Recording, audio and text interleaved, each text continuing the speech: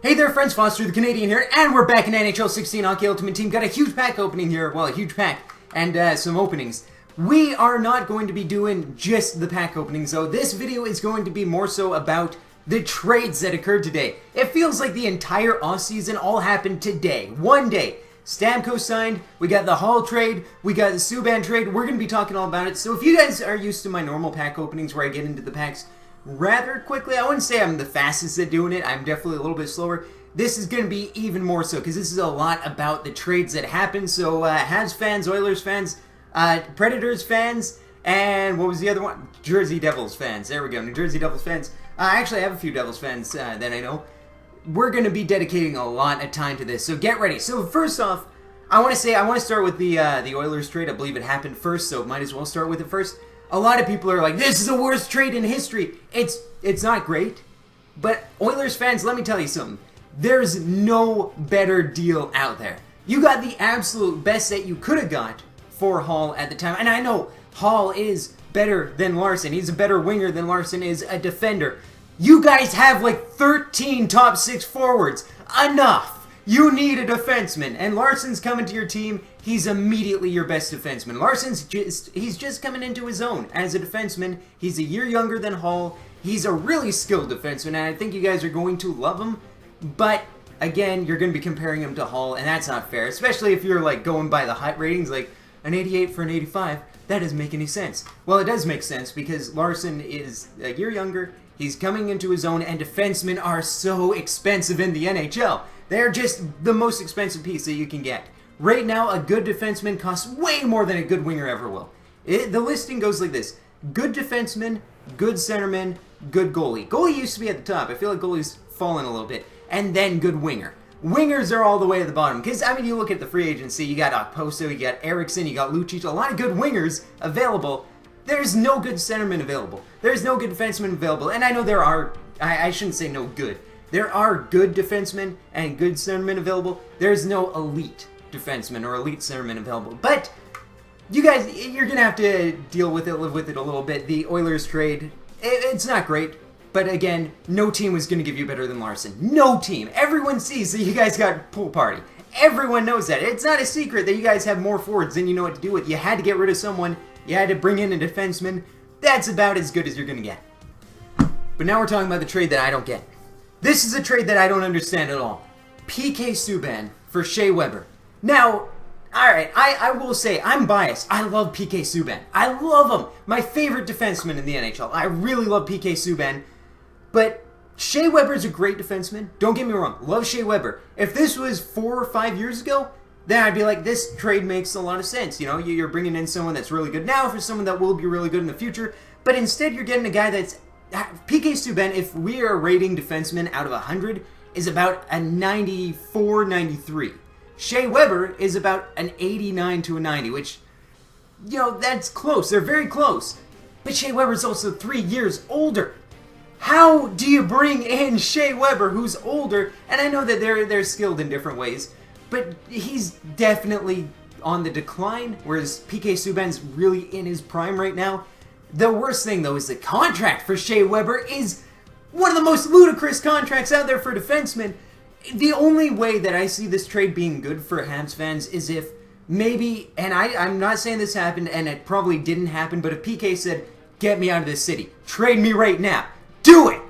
And they were handcuffed and had to do it? Sure, yeah, this is a fine trade. If that's not the case, which I don't think it is, I don't understand this. Why did management turn so hard on PK?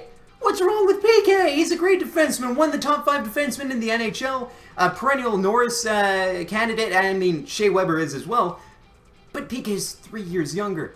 And he doesn't have the same leadership experience, which maybe that's the intangibles that they wanted here. I just don't get it. Let's get in here while I'm talking about this. I don't get it at all. It makes no sense to me. By the way, where this is our warm-up pack, makes no sense to me why you would trade a guy, 2 very similarly skilled players, but one's 3 years younger, and he does so much for the city. That's the other thing that I don't understand. You're trading, hey, that Comets jersey. You're trading a guy that is the heart and soul of your team, that does everything he can for the city, for the team, and you're giving him away for Shea Weber, who, again, good player, not that same level, and older. But like I said, the Hall trade that the Edmonton Oilers got away with here, hey, Panarin's not bad. Edmonton Oilers, you guys had to do something with Hall. You had to. You could have traded Nugent Hopkins, but Nugent Hopkins isn't going to get you an Adam Larsson. Which, by the way, Larsson, top defenseman at the 2011 draft. Maybe this is the way the Oilers kind of saying, we should have maybe gone with Larsson instead of Nugent Hopkins, which that would have made a lot of sense. Of course, hindsight and all. But overall, Oilers, it's a bad trade, but it's definitely the best you could have gotten, if that makes any sense to you. All right, here we go. Here we go. This is a big one. The Jumbo Player Premium Pack, 125,000 coins. And we got ourselves Pavlich. Hey, Voracek, look at that! That's not bad right there. I was going to say 26 players, all gold, all rare. Right off the bat of Voracek. I like that. I like that. And then we got Kucherov, which again, I'm a pretty big fan of Kucherov there. Hey, Team of the Week, Reed! Alrighty, that's alright. So right now, the pack opening's pretty darn good. Pretty darn good. Let me know what you guys think about the trades, though. I might be wrong. I'm going to admit that. I could be entirely off base. Maybe there are some people who are like, no, this is Foster. This is the worst trade. This is worse than Irat for Forsberg. This is worse than the Naslin trade. This is one of the worst trades of all time. Maybe I'm wrong, but the Oilers trade doesn't seem nearly as bad as people are making it out. They had to get rid of a forward. They got a defenseman that will help the team. All right, hey, Shifley and Fett, we're getting young guys here. Look at that. Look at that. All right, we got Berchi, another young guy. So overall, we got Voracek, which is fantastic. We got Team of the Week, Matt Reed. And we got a lot of young guys that I really want to see in my packs in NHL 17. Shifley, he's going to be a great pull next year. Fabry's going to be an all right pull. Gormley and Berchi could be pretty good. Stone's going to be pretty good. We got, I don't know why I'm talking like that, Seth Jones, though. That's going to be the one that I really want. By the way, a lot of weird racist comments about PK Subban going to Nashville after they traded Jones. I mean, they're just... Alright, I'm not even going to get into it. I'm not going to get into it. Just, it's weird. And get that out of hockey. Just get that out of hockey. We're in 2016, almost 2017. Come on, get that out of here. But overall, pretty big pack opening. Pretty big trades today. Let me know what you guys think. And of course, Steven Stamkos stays with the Tampa Bay Lightning. I figured that was probably the most likely scenario from the beginning. Again, he could be traded. I really don't see him being traded. I don't see Steven Stamkos being traded now that he's been signed. A lot of people are saying that this is their way of trading him and getting something in return instead of just letting him go to free agency. And Steven Stamkos does seem like the kind of guy that would help the team out by doing that. I don't think that's the scenario. Let me know what you guys think about this trade. And until next time, this is Foster the Canadian. What a day for hockey. Saying see ya. I didn't mean to hit A. Could you imagine if I accidentally quick sold that? Oh my good gravy. Later.